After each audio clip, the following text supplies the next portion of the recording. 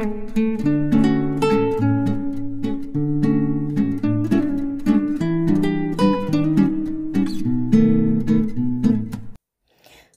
আলাইকুম viewers, welcome back to my channel. কেমন আছেন আপনারা সবাই? আশা করি অনেক ভালো আছেন। আমি আলহামদুলিল্লাহ আপনাদের অনেক ভালো আছি। অনেক দিন পর আবারও একটা ভিডিও নিয়ে আপনাদের জন্য হাজির হলাম।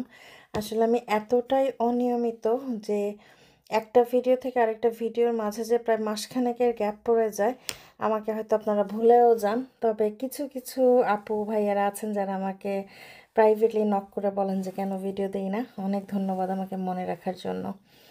ব্যস্ততার কারণে আসলে হয়ে ওঠে না, ইচ্ছা করলেও হয় না। তো যাই হোক, আপনাদেরকে যে ভিডিওটা আজকে আমি শেয়ার করছি, আপনারা দেখতে পাচ্ছেন এটা রেলওয়ে স্টেশন। এটা কিন্তু আয়ারল্যান্ডের রেলওয়ে স্টেশন না।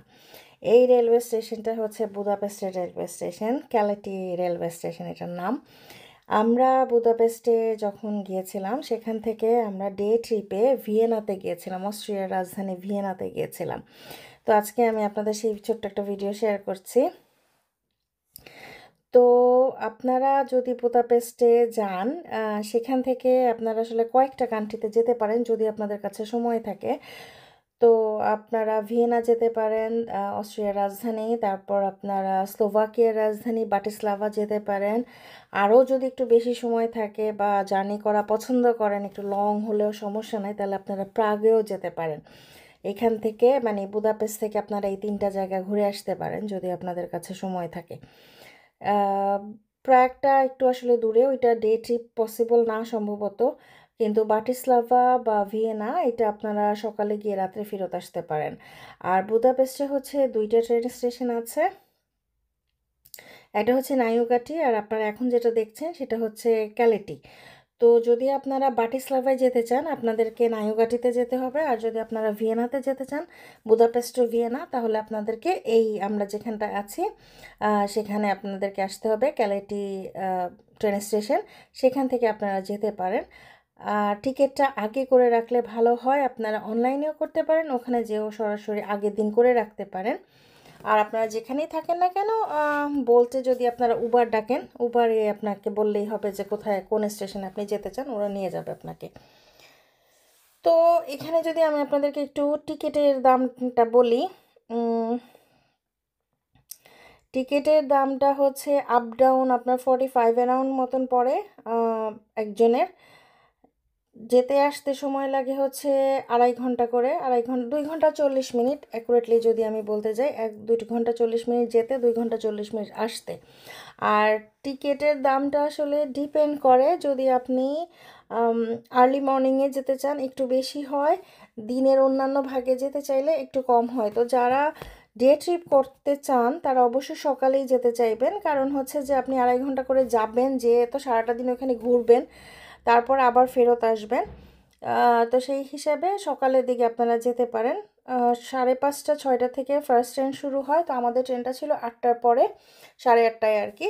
তো আমরা চলে এসেছি, আপনারা দেখছেন। আর ট্রেন আসলে একটু পরে আমি আপনাদেরকে ভিতরে দেখাচ্ছি। ট্রেনের জার্নি যদি বলতে যান, ইউরোপের অলমোস্ট সব দেশের ট্রেনই এরকমই পরিষ্কার ঝকঝকা, কোনো সমস্যা নাই। যে সার্ভিসও খুবই ভালো এবং খুবই টাইমলি।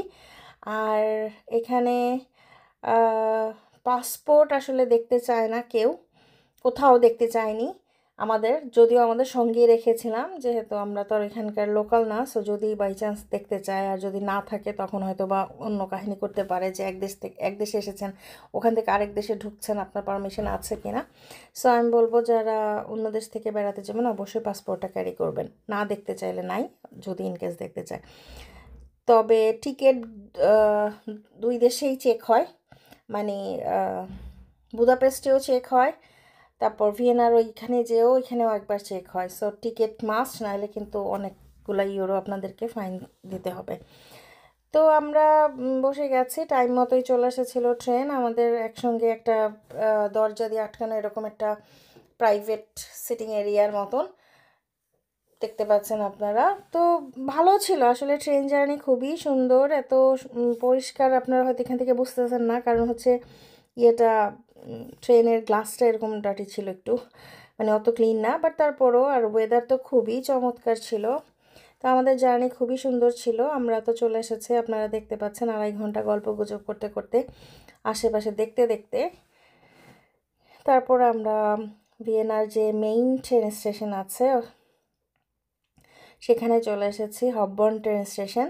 তো ভিয়েনাতে আসলে আমি আপনাদেরকে সঙ্গে আজকে তো আর অনেক কিছু শেয়ার করবো না, যদিও আমরা রাত্রে ছিলাম না। আমি যেমনই বললাম যে আমরা সকালে 8:30টার ট্রেনে ওঠার পরে আমাদের ওখানে যেতে সময় লেগেছে প্রায় 11টার মতন।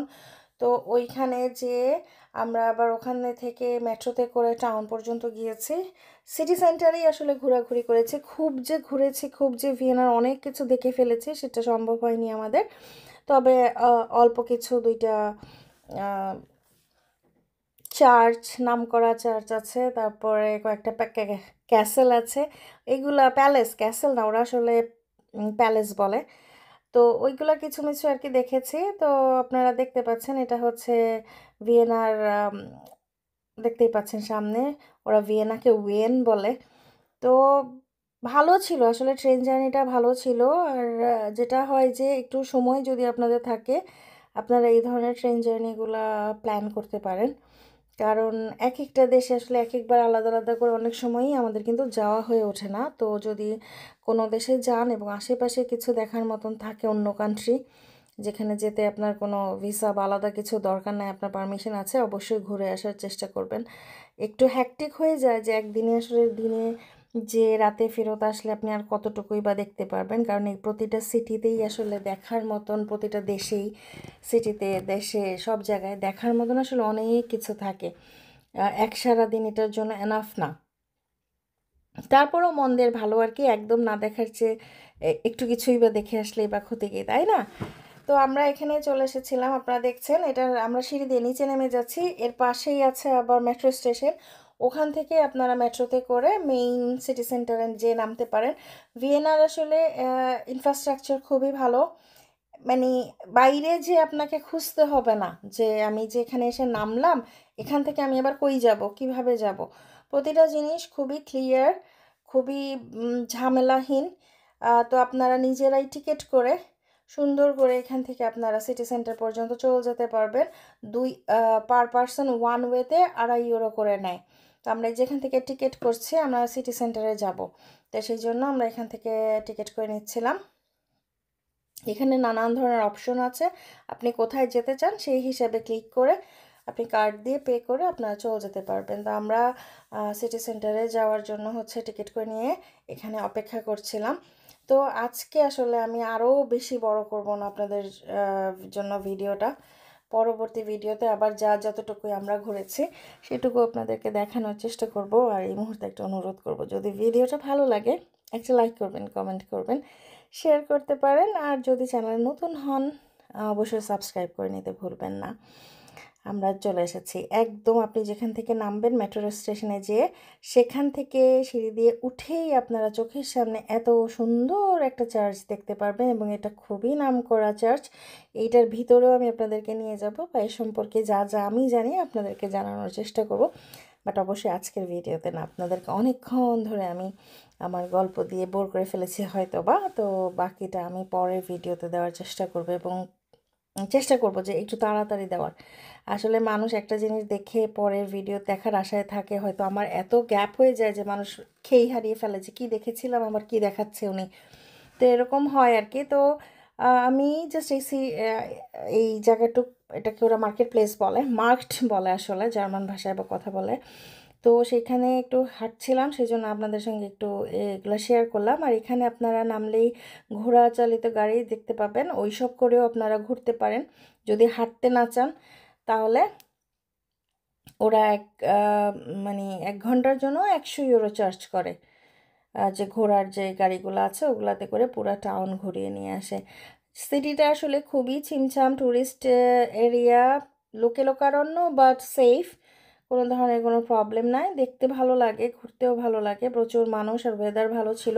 আমরা যখন গিয়েছিলাম সকালের দিকে ওয়েদার ভালো ছিল, বিকাল হতে হতে ঝড় বৃষ্টি নামা শুরু হয়ে গিয়েছিলো। বাট মানে বুদাপেস্টের মতন অতিরিক্ত গরম ছিল না, ভিয়েনাতে একটু মাইল্ড টেম্পারেচার ছিল আমরা যেদিন গিয়েছিলাম সেদিন। এইটাও একটা চার্চ আপনারা যেটা দেখছেন। এগুলো সব নিয়ে ফিরে আসবো পরের ভিডিওতে। আজ তাহলে আসি, আল্লাহ হাফেজ।